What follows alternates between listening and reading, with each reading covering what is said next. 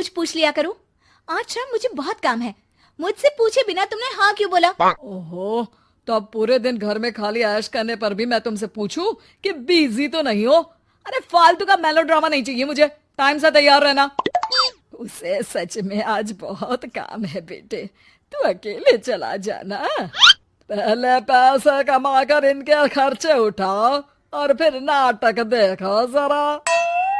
दोनों बाप बेटे हमेशा की तरह दोनों सास बहू को कड़वी बातें सुनाकर ऑफिस चले जाते हैं, जिसकी अब आदत होने पर वो दोनों भी किसी से कुछ बोले बिना अपने काम में लग जाती हैं।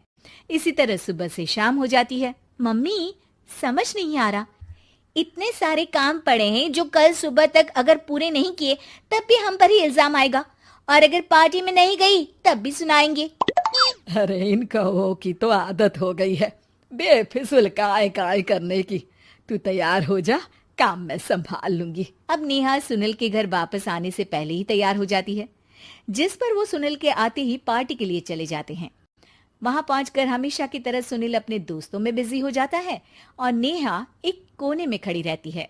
रात बीतती है और अगली सुबह एक बार फिर वही रूटीन शुरू हो जाता है।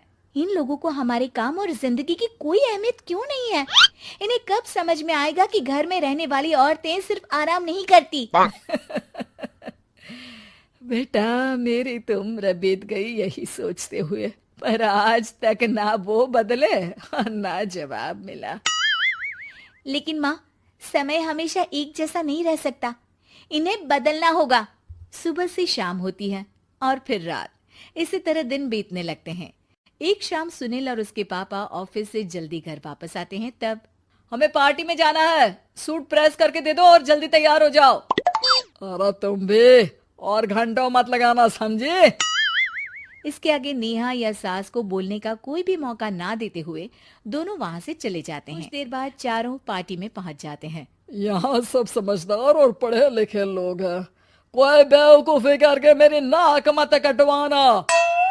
और तुम तो खासकर अपनी जुबान काबू में रखना, बहुत चलने लगी है आजकल।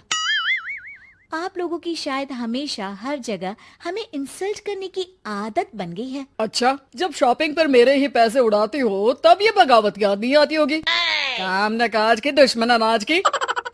ऐसा बोलकर सुनील अपने दोस्तों के साथ चला जाता है और ससुर भी ऑफिस के लोगों के साथ गपशप में लग जाते हैं।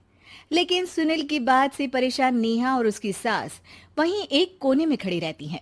शांत हो जा, कर ही क्या सकते हैं। चल कोल्ड ड्रिंक पीते हैं, गुस्सा उतर जाएगा।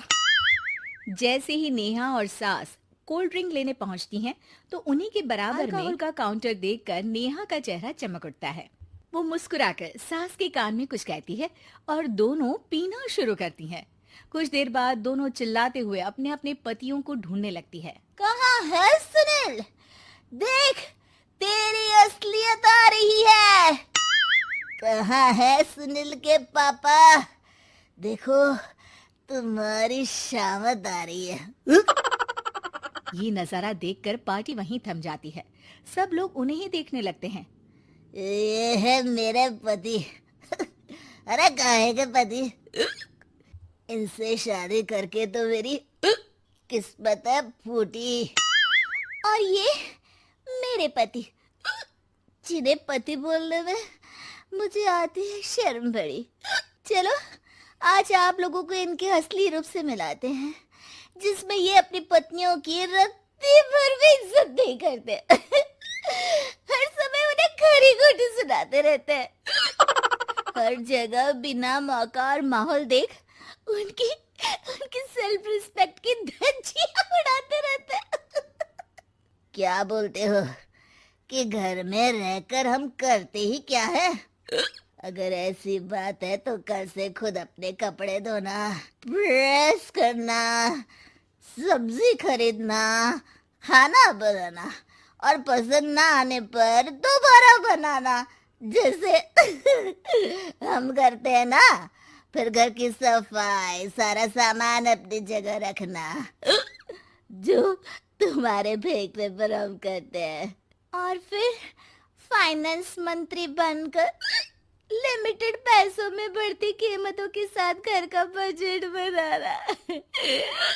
सुनील, इन्हें चुप करो अपनी तो कोई इज्जत है नहीं, हमारी भी खराब कर रही है। हाँ, ये तो और बढ़िया है। अब अच्छे से सुनो। नेहा, ये क्या ड्रामा है? ड्रामा तो अभी शुरू हुआ है जी। सास और नेहा अपने मन की सारी भड़ास निकालने लगती है, जिसे चुपचाप खड़े रहकर सुनने के अलावा ससुर और सुनील के पास कोई चारा नहीं होता। बहुत देर तक यही सब चलने के बाद आखिर में दोनों सास बहू बेहोश हो जाती हैं। अगली सुबह सिर दर्द के साथ दोनों की नींद अपने अपने कमरे में खुलती है, जिस पर उनके पति उन्हें हॉल में लेकर आते हैं। मेरा सिर इतना दर्द क्यों कर रहा है? मेरा भी।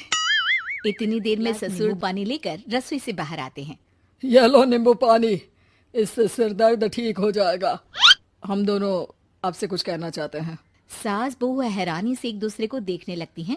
तभी दोनों बाप बेटे उनसे माफी मांगते हुए कहते हैं, हमें कभी एहसास नहीं हुआ कि अपने ईगो में हम दोनों आप लोगों के साथ कितना बुरा कर रहे हैं। आज से हम भी घर के काम में हाथ बटाएंगे। और नेहा, मैंने तुम्हें जॉब करने से रोका, उसके लिए भी सॉरी। तुम्हें जो करना है करो। ये सब सुनने के बाद सास बहू मुस्कुराते हुए एक दूसरे की तरफ देखती हैं।